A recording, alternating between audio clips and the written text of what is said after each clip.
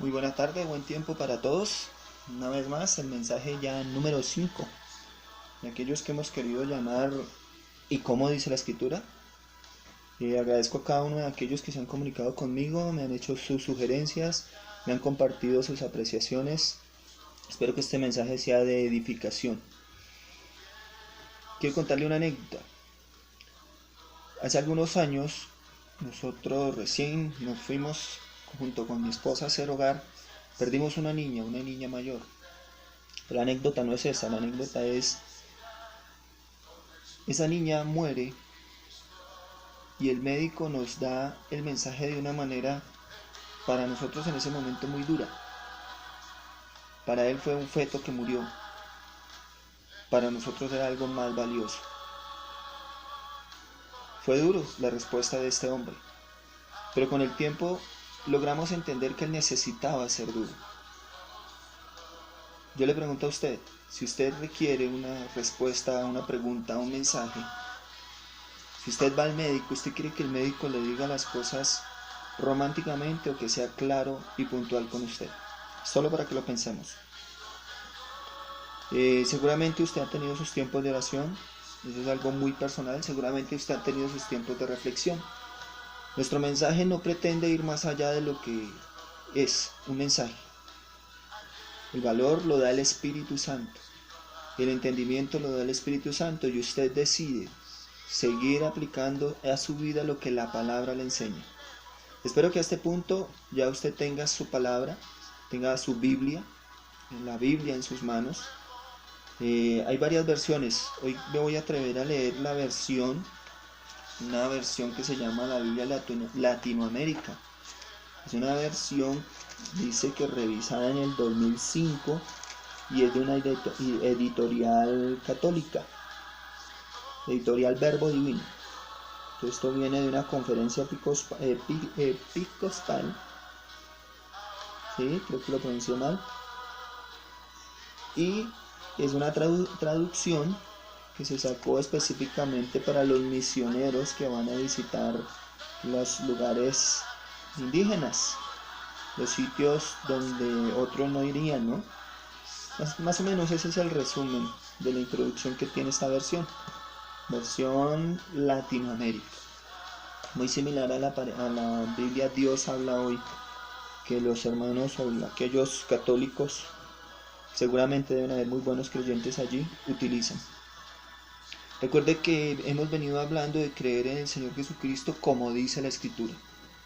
Y recuerde que en ese camino de aprender a creer correctamente, si leemos la Biblia con juicio, en oración, con un compromiso sano de querer conocerle, podremos verlo, podremos encontrarle. Ese es el anhelo de mi corazón. ¿Recuerda nuestro pasaje bíblico base? ¿Recuerda de dónde partimos? Vamos a leer Juan, capítulo 7, versículo 37 y 38. Quizás 39 también. Entonces, oído, si no tiene su Biblia a la mano, si no la ha descargado, si se le dificulta, papel y lápiz. Disponga su corazón para que sea la palabra de Dios, sea Dios hablándole a través de lo que yo le voy a leer. Vamos a ver varios argumentos en esta tarde que espero le sean de ayuda a usted para su comprensión de la vida que existe en Dios. Juan capítulo 7, versículo 37. En el último día de la fiesta, que era el más solemne, Jesús, puesto en pie, exclamó con voz potente: el que tenga sed, que venga a mí. Pues el que cree en mí tendrá de beber, lo dice la Escritura. De su seno brotarán ríos de agua viva. Lo vuelvo a leer. El último día de la fiesta, que era el más solemne, Jesús, puesto en pie, exclamó con voz potente: el que tenga sed, que venga a mí. Pues el que cree en mí tendrá de su beber, o tendrá de beber, lo dice la Escritura, de su seno brotarán ríos de agua viva. Decía esto Jesús refiriéndose al Espíritu Santo que recibirían los que creyeran en él. Todavía no se comunicaba al Espíritu Santo, Espíritu con mayúscula. porque Jesús aún no había entrado en su gloria. ¿Cierto? Esto ya debería ser claro para nosotros. Lo leo porque es importante, es muy importante. El sentir de mi corazón es que nos examinemos nuestro creer, nuestra forma de creer. Creer en Él como la Escritura dice, para que de nuestro seno, de nuestro interior, fluyan ríos de agua viva. Esa es la promesa. Esa es la esencia de la fe. Creer en Él como dice la Escritura. Devuélvase a Juan capítulo 1. Para usted puede ser que yo esté repitiendo algunas cosas, puede que no. Si usted se concentra un poco va a entender que lo que yo le voy a explicar esta tarde es tratando de ir más profundo de lo que ya hablamos. Voy a leer Juan capítulo 1, versículo 1 en adelante, Evangelio según San Juan. En el principio era el verbo, la palabra, y el verbo estaba ante Dios, y el verbo era Dios. Recuerde que estamos leyendo una versión católica. Él estaba ante Dios en el principio, pero Él se hizo todo, por Él se hizo todo, y nada llegó a ser sin Él. Lo que fue hecho tenía vida en Él, y para los hombres la vida es la luz. La luz brilla en las tinieblas y las tinieblas no lo impidieron. Hasta ahí está hablando del Señor Jesucristo en su divinidad. Él se despoja de su divinidad y se hace carne, ¿cierto? Atraviesa las tinieblas, porque entre la humanidad y Dios hay algo que nos separa y se llama pecado, se llaman tinieblas. Pero la luz atravesó estas tinieblas para morar entre nosotros, para darse a conocer. Vino un hombre enviado por Dios que se llamaba Juan. Aquí ya está hablando del instrumento, del mensajero, para dar testimonio como testigo de la luz, para que todos creyeran por él. Aunque no fuera de la luz, le tocaba dar testimonio de la luz. Él era la luz verdadera, la luz que ilumina a todo hombre, y llegaba al mundo. Ya estaba en el mundo, este mundo que se hizo por él, este mundo que no lo recibió. ¿A qué lado estás? ¿Del que recibe o no lo recibe? Tú puede decir usted en esta tarde, yo ya lo recibí. Bueno, vamos a verlo por la palabra. ¿Qué efectos causa el recibirlo a él? Versículo 11. Vino a su propia casa y los suyos no lo recibieron. Pero a todos los que le recibieron a todos los que lo recibieron, les dio capacidad para ser hijos de Dios. ¿De quién viene la capacidad para hacerse hijo de Dios? ¿Por una emoción? ¿Por una tradición? ¿O viene directamente de Dios, según lo que acabamos de leer? La capacidad la da Dios. No la da hombre alguno ni tradición alguna. Continúo leyendo el versículo 12. Para terminarlo, al creer en su nombre. Voy a leerlo completo, ese versículo 12. Pero a todos los que lo recibieron les dio capacidad para ser hijos de Dios al creer en su nombre. El nombre de Él, el único, no hay otro nombre. Han nacido no de sangre alguna, ni por ley de la carne, ni por voluntad de hombre, sino que han nacido de Dios. Y el Verbo se hizo carne, puso su tienda entre nosotros, y hemos visto su gloria, la gloria que recibe del Padre el Hijo único. En Él todo era don amoroso y verdad. Hasta aquí nos habíamos quedado en la última ocasión. Y habíamos leído algo del Salmo 107, Salmo 120, versículo 20. ¿Recuerda? Que Él envió su palabra y los libró de su ruina. Cristo es la palabra, Cristo es la respuesta. En estos días muchos dirán, pero lo que necesitamos es comida, lo que necesitamos es con qué pagar el arriendo, con qué sostener empleados. Pensamos en todo lo material. Yo quiero decirle esta tarde a usted, por la palabra, que eso es lo de menos. La respuesta se llama el Señor Jesucristo.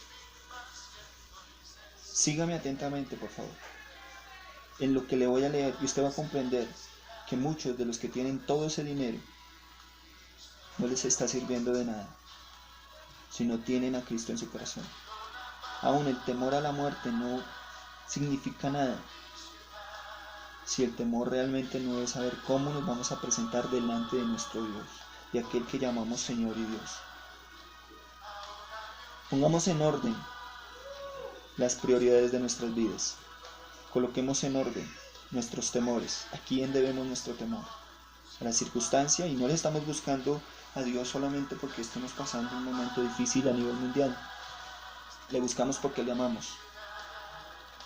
A ningún hombre casado o mujer casada le gusta que le busquen solamente mientras se haya un beneficio, sino por amor. Que esa persona que dice que te ama esté ahí siempre. Dios espera lo mismo de nosotros, que estemos para Él fielmente siempre. No solamente porque estamos atravesando un momento difícil y nos llenamos de temor. Ahora, ¿qué quiere decir a los que creen en su nombre? ¿Qué es creer en su nombre? Cuando usted se dirige hacia Dios en oración, ¿lo hace a nombre de quién? ¿A nombre suyo, por sus acciones? ¿A nombre de su líder espiritual, de la persona que le representa a usted en su fe? ¿A nombre de quién lo hace? Porque si es una capacidad, como lo acabamos de leer, que da Dios, usted lo debe hacer al nombre de su Hijo Jesucristo. Acompáñeme por favor en su Biblia. Escriba allí en su cuaderno de notas, que aspiro que lo tenga, Hechos de los Apóstoles, capítulo 4, versículo 1 al 12. Hechos está ahí adelante de Juan. Es el siguiente libro del Evangelio que estamos leyendo. Ubíquese allí en Hechos. Recuerdo que estamos leyendo la versión católica latinoamericana. Si le interesa alguna otra versión, por favor escríbame allí en los comentarios, suscríbase al canal y ayúdeme a enviarle este mensaje a otros que quizás puedan entender un poco más de lo que Dios dispone para nuestras vidas. Hechos capítulo 4. Vamos a entender por la palabra que no hay otro nombre, solo hay uno. Pedro y Juan, los dos apóstoles, el mismo Pedrito que había negado al Señor Jesús, el mismo Pedro que caminó sobre las aguas, fue restaurado, ya más adelante veremos eso, y comienzan a predicar el Evangelio con potencia, con poder, con autoridad. Pedro y Juan estaban aún hablando al pueblo cuando se presentaron los sacerdotes, el jefe de la guardia del templo y los saduceos. Estamos hablando de toda la jerarquía eclesial del pueblo judío. Ahora entiéndase que ellos no comenzaron a predicar en ninguna otra parte sino en Jerusalén, porque esa fue la orden dada por el Señor Jesucristo. Si lo quiere entender mejor, lea Hechos capítulo 1 en adelante y ahí se va a enterar cuál fue y cómo fue el nacimiento de la iglesia de Cristo. La iglesia de los hombres, no de una denominación, la iglesia de Cristo. Lo va a entender si usted y yo podemos leer Hechos de los Apóstoles de la manera como Dios manda. Entenderemos que hay muchas cosas que estamos adoptando que no vienen de Dios, pero no es el tema. Toda esa gente, versículo 2, capítulo 4 de Hechos, toda esa gente se sentía muy molesta porque enseñaban al pueblo y afirmaban la resurrección de los muertos a propósito de Jesús. Aquí hay un secreto clarísimo. El que muere en Cristo no muere sino que duerme. Jesucristo, el Señor Jesucristo promete la resurrección de entre los muertos. No la reencarnación, que es un término totalmente diferente, la resurrección en Jesús. Ahora, el que muere sin el Señor Jesucristo va a resucitar para una condenación. El que muere en el Señor Jesucristo resucita para una vida eterna. Espero que esto le esté generando preguntas y que usted se atreva a hacerlas. Los apresaron y los pusieron bajo custodia hasta el día siguiente, pues ya estaba anocheciendo. Pero muchos de los que habían oído la palabra creyeron. ¿A través de qué? De la palabra. Y su número llegó a unos 5,000 hombres. Tenga en cuenta que se contaban a los hombres, a las mujeres no. Quiere decir con esto que no solamente los 5,000 hombres creyeron, sino que cuente a sus esposas y cuente a sus hijos. Y seguramente a sus familias extendidas, solamente que se identificaban a los líderes por familia. Al día siguiente los jefes de los saduceos se reunieron con los ancianos y los maestros de la ley de Jerusalén, toda la jerarquía religiosa. Tenían religión, pero no tenían relación. Allí estaban el sumo sacerdote Anás, Caifás, Jonatán, Alejandro y todos los que pertenecen a la alta clase sacerdotal. Mandaron traer a Pedro y a Juan ante ellos y empezaron a interrogarles. ¿Con qué poder han hecho ustedes eso? ¿A qué ser celestial han invocado? Entonces Pedro, lleno del Espíritu Santo, les dijo: Jefes del pueblo y ancianos, hoy debemos responder por el bien que hemos hecho a un enfermo. En el capítulo atrás, Pedro y Juan, en el nombre de Jesús, habían hecho andar por la palabra del Señor Jesucristo un Dios, mejor corrijo, porque no fueron ellos, fue Dios a través de ellos, había hecho andar un cojo. Y por este milagro los estaban interrogando en esta ocasión, porque causaron alboroto. Imagínese usted que usted tiene un problema en su casa, pero usted le cree al Señor. Usted se arrepiente de sus pecados y por la palabra de Dios su vida comienza a ser transformada. Seguramente le van a preguntar qué pasó. Estos hombres tenían que saber qué responder, al igual que usted y yo. Tenemos que saber qué responder, no llevarnos la gloria, robarnos lo que no nos pertenece. Hoy debemos responder por el bien que hemos hecho a un enfermo. ¿A quién se debe esa sanación? Versículo 10 del capítulo 4 de Hechos. Sépanlo todos ustedes y todo el pueblo de Israel, este hombre que está aquí sano delante de ustedes ha sido sanado por el nombre de Jesucristo el Nazareno, a quien ustedes crucificaron, pero a quien Dios ha resucitado de entre los muertos. Y es que Pedro les dice directamente: ustedes lo crucificaron, pero Dios lo resucitó de entre los muertos. Él es la piedra que ustedes los constructores despreciaron y que se ha convertido en piedra angular. No hay salvación en ningún otro, pues bajo el cielo no se ha dado a los hombres ningún otro nombre por el cual o por el que debamos ser salvos. Pedro y Juan, los mismos apóstoles del Señor Jesucristo, los mismos que lo negaron, los mismos que se escondieron de él en la crucifixión del Calvario, fueron restaurados y nos están diciendo a través de la Escritura que no hay otro nombre. Por eso Juan, capítulo 1, versículo 11 y 12. Todos los que creyeron en su nombre les dio la capacidad de ser hechos hijos de Dios. Es por el Señor Jesucristo.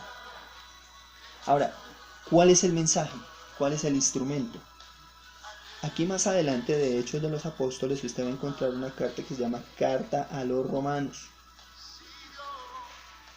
¿Sí? Ubíquela allí, Carta a los Romanos. Lo que estábamos leyendo estaba aconteciendo en Judá. ¿Sí?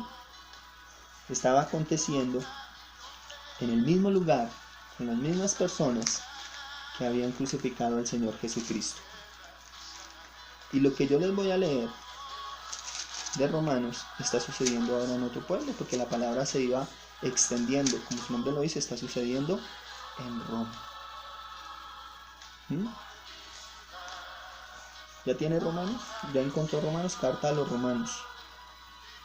Voy a leer Romanos capítulo 1, versículo 16 y versículo 17.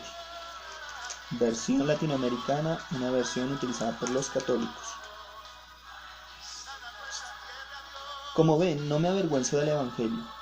Es una fuerza de Dios y salvación para todos los que creen.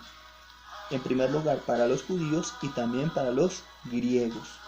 El Evangelio manifiesta cómo Dios nos hace justos por medio de la fe y para la vida de la fe. Como dice la Escritura, el justo por la fe vivirá. ¿Qué es el Evangelio? Es poder de Dios, dice la versión Reina Valera. ¿Qué es el Evangelio? ¿Qué es el Evangelio? ¿Usted se había preguntado eso? Es una buena noticia, que dice que es una fuerza de Dios. Cuando usted está leyendo el Evangelio, cuando usted está leyendo la palabra de Dios, está recibiendo fuerza de Dios. Su entendimiento está siendo iluminado, su corazón está siendo fortalecido, cuando lo hace en el nombre del Señor Jesucristo. Cuando lo hace buscando lo que Dios tiene para usted, lo que Dios tiene para mí. Entonces tenemos que no hay otro nombre y tenemos que la predicación del Evangelio es la fuerza que Dios utiliza para llevarnos al arrepentimiento. Es poder de Dios para llevarnos a vivir una vida en fe. No la fe para comprar un carro, para tener una casa, para llenarnos de cosas materiales, ni siquiera la fe para sanar a un enfermo. Estamos hablando de la fe para salvación, que es don de Dios, es un regalo de Dios. hermano, hermana, tío, tía, madre, que me está escuchando en este momento, sobrino, entienda por la palabra esto. Todo aquello que hacemos, lejos de lo que Dios nos ha pedido, es pura religiosidad. Todo aquello que hacemos con conciencia espiritual divina, por el entendimiento del Señor en el Espíritu Santo, es relación con Dios. Es nuestra forma de creer la que nos involucra en una vida saludable, una vida espiritual saludable. Entonces no predicamos simplemente porque estemos pasando por un momento difícil, sino predicamos porque Cristo es la solución de todo. Si el problema hubiese sido económico, Dios mismo no hubiese enviado al Señor Jesucristo, sino que envía a un economista, ¿no le parece? Si el problema hubiese sido por una enfermedad, no había enviado a Cristo, había enviado a un médico. Ni siquiera el Señor Jesucristo se involucró en la política del momento. Si usted lo lee en los evangelios, la iglesia no debe estar involucrada en la política. Por el contrario, el Señor Jesucristo en alguna parte de los evangelios dice: guardaos de los herodianos, de la levadura de los herodianos. ¿Quiénes eran los herodianos? Era un partido político. Entonces no predicamos a favor de ninguna fuerza política. Predicamos el evangelio de Cristo y a Cristo resucitado. Ahora, ¿quién es el mensajero? El nombre es el Señor Jesucristo. El mensaje va a través del evangelio, la predicación del evangelio, puro y duro, digo yo. Busque allí el evangelio de Lucas, que lo encuentre allí, devuélvase un poquito. Busque Lucas capítulo 17. Escríbalo allí si no tiene su Biblia a la mano, para que lo encuentre cuando disponga su corazón para hacerlo. Pero realmente he orado y confío que este mensaje llegue y sea útil para que Dios lo pueda usar a su favor, a mi favor. Oro y de verdad le pido al Señor que este mensaje toque sus corazones, no por mí, sino porque siento que este es mi deber. La palabra de Dios nunca se detiene. Podrán cerrar lugares, pero la palabra de Dios es viva. ¿Ya tiene Lucas? Recuerde, hay un único nombre, que es el nombre del Señor Jesucristo. Hay un medio, que es el mensaje, que es a través del evangelio, a través de la predicación del evangelio, que es poder de Dios para salvación a todo aquel que cree, al judío primeramente y también al griego. En el cual nosotros podemos encajar allí. No somos judíos, pero de la manera como identificaban ellos a los griegos, podemos incluirnos allí. Ellos veían a todos los que no pertenecen al pueblo judío como bárbaros, es más, como perros. Así nos estigmatizaban, o inclusive nos pueden estigmatizar aún los judíos, el pueblo judío ortodoxo.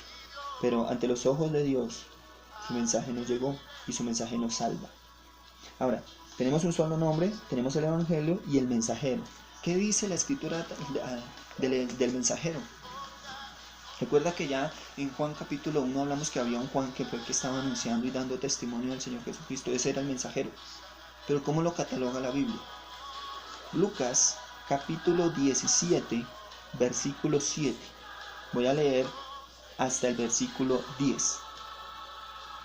Lucas capítulo 17, del versículo 7 al versículo 10. Versión católica latinoamericana.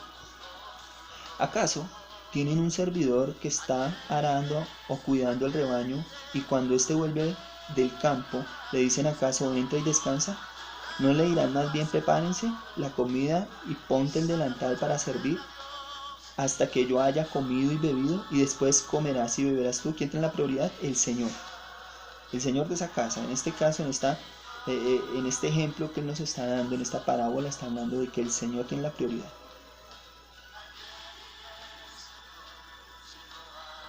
Y después comerás y beberás tú. ¿Y quién de ustedes se sentirá agradecido con él porque hizo lo que le fue mandado? Así también ustedes, cuando hayan hecho todo lo que les ha sido mandado, digan: somos servidores no necesarios. Hemos hecho lo que era nuestro deber. Un solo nombre. Representamos a un solo nombre, el Señor Jesucristo. A través de la predicación del evangelio, un solo mensaje. ¿Sí? Y somos siervos, somos servidores. La versión Reina Valera dice: siervos inútiles. Somos servidores, según esta versión, no necesarios. Hemos hecho lo que era nuestro deber. Nuestro deber es orar. Y nuestra oración no es solamente para estar pidiendo. Nuestra oración es para adorarle a Él. ¿Conoce usted qué le agrada? Le puede adorar con su oración. Le puede decir: Señor, tú eres bueno, tú eres grande, tú eres perfecto, tú eres maravilloso.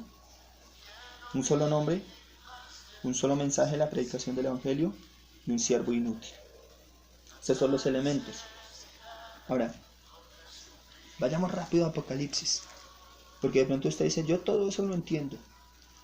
Usted me dice: yo siempre he entendido la escritura, en mi iglesia donde yo voy me enseñan muy bien, si es que he tenido la oportunidad de ir a alguna, lo cual me parece maravilloso si están predicando la palabra de verdad, la escritura, y no mandamientos de hombres, y no cosas que los hombres usen para manipularle. Siervos inútiles. Ahora, si el Señor nos contrató, el Señor paga. Usted no se preocupe por pagarle a nadie. La palabra no se vende. La escritura a mí me enseña como siervo de Dios que de gracia recibí, de gracia daré. Ahora, yo quiero leerle algo a aquellos que dicen: yo eso ya lo entiendo. Yo sé muchas cosas de la Biblia, usted no debería ni siquiera atreverse a hacerlo. Quiero leerle, movido por el Espíritu Santo, lo que dice Apocalipsis, capítulo 3, 14 al 22. Apocalipsis, capítulo 3, versículo 14 al 22. Aquí le está enviando el Señor Jesucristo una carta a alguien que dirigía una iglesia, la iglesia de la Odisea. Cuando habla aquí y escribe al ángel, está hablando al mensajero. No a un ángel con alas como nos lo imaginamos nosotros, sino al mensajero, aquel que estaba encargado de ese lugar, de la Odisea. Puede llamar usted predicador, sacerdote, no sé cómo le quiere llamar usted. Más adelante podremos ver qué es el sacerdocio según la palabra, según la Biblia, no la tradición de los hombres. Escribe el ángel de la iglesia de la Odisea: así habla el Amén, el testigo fiel y verdadero, el principio de la creación de Dios. Está hablando el Señor Jesucristo. Conozco tus obras, no eres frío ni caliente, ojalá fueres frío o caliente. Pero porque eres tibio y no frío o caliente, voy a vomitarte de mi boca. Tú piensas: yo soy rico, tengo todo, nada me falta, y no te das cuenta que eres un infeliz, digno de compasión, pobre, ciego y desnudo. Dura palabra. Dios quiere gente caliente, gente de un solo sentir, con carácter, de un solo temple. ¿A qué lado estás tú? ¿A qué lado estaré yo? Dice que las aguas tibias son vomitivos. Por eso aquí dice que si eres tibio te vomitaré de mi boca. ¿Qué tipo de siervo es usted? ¿Qué tipo de creyente es usted? Hoy cree en Él, mañana cree en otra cosa, pasado mañana quién sabe. ¿O su fe es radical? Vuelvo a leerle desde el versículo 16. Pero porque eres tibio y no frío o caliente, voy a vomitarte de mi boca. Tú piensas: yo soy rico, tengo de todo, nada me falta, y no te das cuenta que eres un infeliz, digno de compasión, pobre, ciego y desnudo. Te aconsejo que me compres. Recuerda que está hablando el Señor Jesucristo al ángel de esa iglesia, al servidor de esa iglesia: que me compres oro refinado para que te hagas rico, ropas blancas para que te cubras y no tengas de qué avergonzarte de tu desnudez. ¿A quién se las tiene que comprar? Al Señor Jesucristo. No las venden en ninguna otra parte. Debemos ir a su presencia y buscar de Él cómo vestirnos. Hasta eso. ¿Sabía usted eso? Por último, pídeme un colirio que te pondrás en los ojos para ver. ¿Quién nos devuelve la vista? Señor Jesucristo. Yo reprendo y corrijo a los que amo. Vamos, anímate y conviértete. Recuerde, versión, ahí se ve bien, versión Latinoamérica.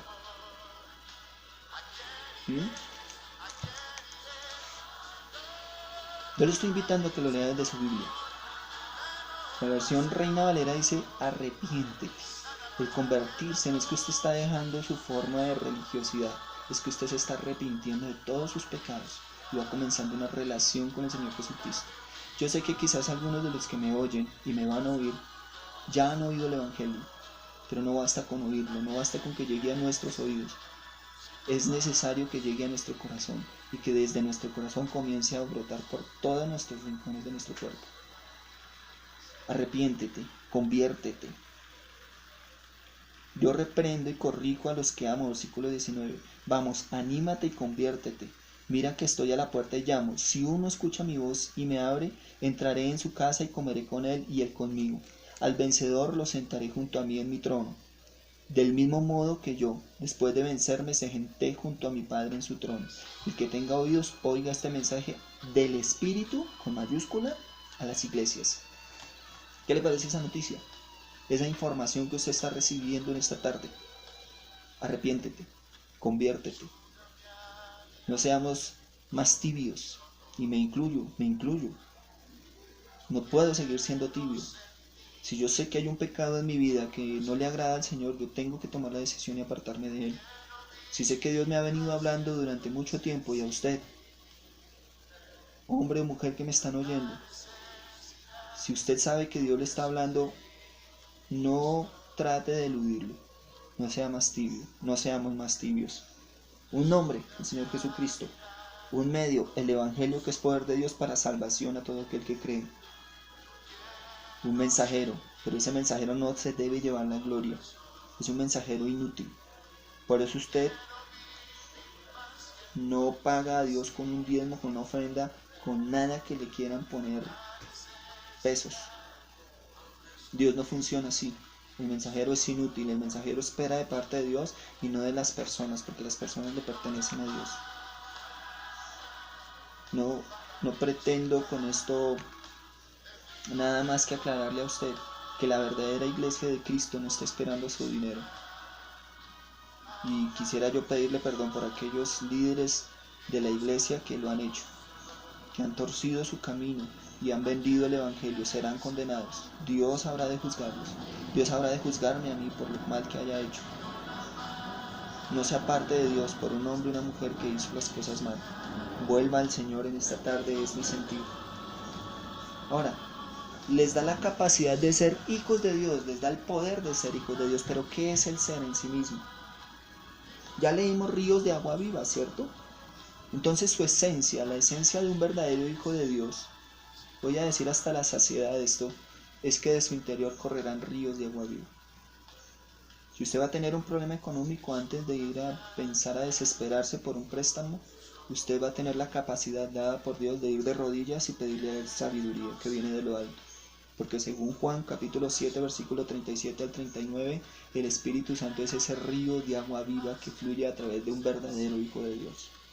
Pero ese verdadero Hijo de Dios necesita alimentarse de la palabra continuamente para poder crecer y entender y esperar en los tiempos y en la voluntad de Dios. Su naturaleza. Segunda de Corintios, vaya hacia allá atrás despacio. A ver, después de Romanos, usted encuentra primera carta a los Corintios, otra iglesia en Corinto, en Asia. Busque segunda de Corintios. Si no, busque el índice. Recuerde que el índice nos es muy útil. La Biblia realmente es algo muy fácil de leer como literatura. Si usted quiere profundizarla, entréguele su vida a Cristo. Usted la puede leer como literatura y entender algunas cosas superficialmente. Si usted quiere entenderla espiritualmente, entréguele su vida al Señor Jesucristo. Segunda carta a los Corintios, capítulo 5. ¿Ya lo tiene? Versículo 17. Voy a leer desde el 16 porque me parece que es interesante. Así que nosotros no miramos ya a nadie con criterios humanos. Aun en el caso de que hayamos conocido a Cristo personalmente, está hablando el apóstol Pablo, quien lo conoció. Ahora debemos mirarlo de otra manera. Toda persona que está en Cristo es una creación nueva, esa es su esencia. Es una creación nueva. Lo antiguo ha pasado, lo nuevo ha llegado. Todo eso es obra de Dios, que nos reconcilió con Él en Cristo y que a nosotros nos recomienda el mensaje de la reconciliación. Aquí se refuerza una vez más que el Evangelio es un mensaje de reconciliación. Se refuerza que la obra la hace Dios a través de Cristo y la hace Cristo en nosotros. Y se refuerza que si usted ha creído en Cristo, usted es nueva criatura. Las cosas viejas pasaron. Es decir, que Dios nos ha perdonado todo. Perdona a un asesino, sí. Perdona al violador, sí. Pero ese asesino, ese violador tiene que dar frutos dignos de arrepentimiento. Una cosa es que el Señor nos perdone y otra cosa es continuar en la vida de pecado, en la vida de error que podríamos haber llevado. Volvámonos hoy a Cristo. Recuerde Apocalipsis capítulo 3. Arrepiéntete, conviértete. Eso dice el Señor. Y por último, para que darle tiempo a usted de que estudie estos pasajes en oración y lo lea usted más lentamente, busque Tesalonicenses. Entonces, después de Corintios, nos adelantamos Gálatas, Efesios. Después de Efesios encontramos Filipenses y Tesalonicenses. ¿Tiene usted temor a la muerte? Es porque no le ha entregado su vida a Cristo. Así de sencillo, porque si usted ya se la entregó al dador de la vida, ¿qué puede temer? Nos dará temor el desprendimiento de nuestros familiares, claro, somos humanos. Pero usted debería tener, como hijo o hija de Dios, que si no la tiene es porque no le ha entregado su vida a Cristo, la certeza de que al morir Cristo estará con usted para una vida eterna. Tesalonicenses capítulo 4, 13, 18. A ver, buscamos. Carta a los tesalonicenses. Otra iglesia, otro lugar diferente a Roma, otro lugar diferente a Israel, otro lugar diferente a Corinto. Este es Tesalónica. Sí, como la palabra se fue expandiendo poco a poco. Hermanos, deseo que estén bien enterados acerca de los que ya descansan. Hablando de los que murieron primero. Cuando uno está en Cristo Jesús, la Biblia no lo identifica como un muerto, sino como alguien que descansa, que duerme.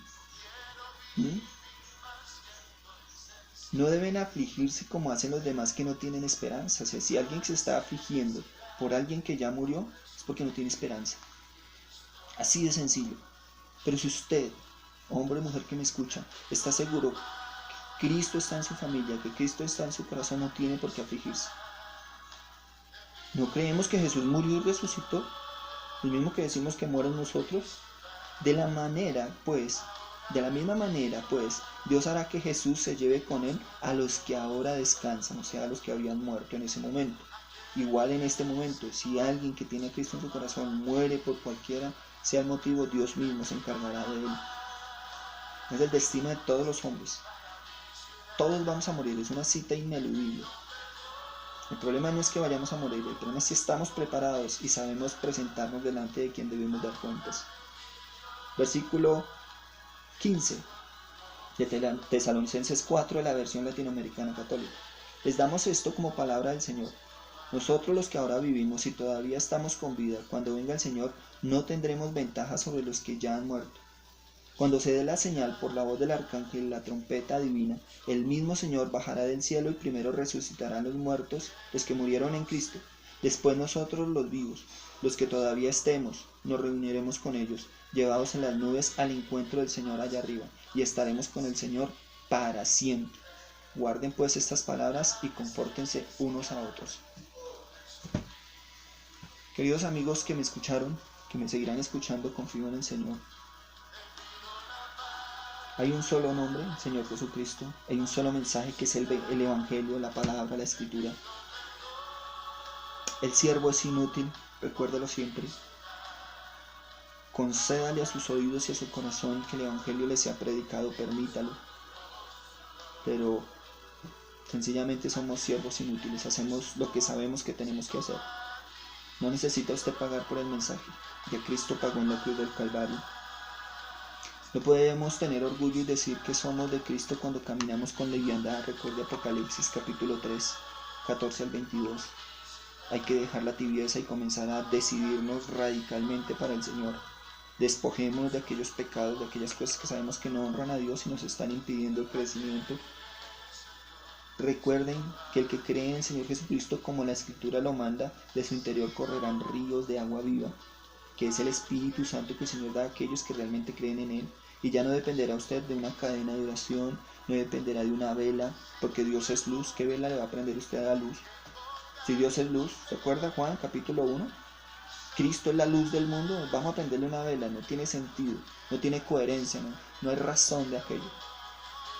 No tiene argumento usted para sustentarme que yo necesito prenderle a la luz del mundo una vela, que ni siquiera alcanza a darle una mínima calidad a la luz de Cristo. No, ni indiscutible. Necesitamos ser calientes y no tibios. Somos nuevas criaturas, el que está en Cristo nueva criatura es. Si el Señor lo perdonó, comience a andar como esa nueva criatura, y cada vez que se sienta acusado o acusada, dígale: Señor, gracias porque tú ya me perdonaste y me ayudas a caminar en libertad. Recuerde lo que el Señor Jesucristo le dijo a la prostituta: vete y no peques más. Y por último hay una promesa: Él vendrá por nosotros. Amigos, amigas que me escucharon en esta tarde, espero saber de ustedes, espero que en sus comentarios pueda responder alguna de sus preguntas si acaso las hay, y si no, estará aquí su servidor siempre, para la gloria y la honra del Señor Jesucristo. Un abrazo para todos aquellos que deciden recibir al Señor Jesucristo. Para los que no se han recibido, oro para que el Señor permita que este mensaje, el mensaje de su palabra, haya cabida en sus corazones.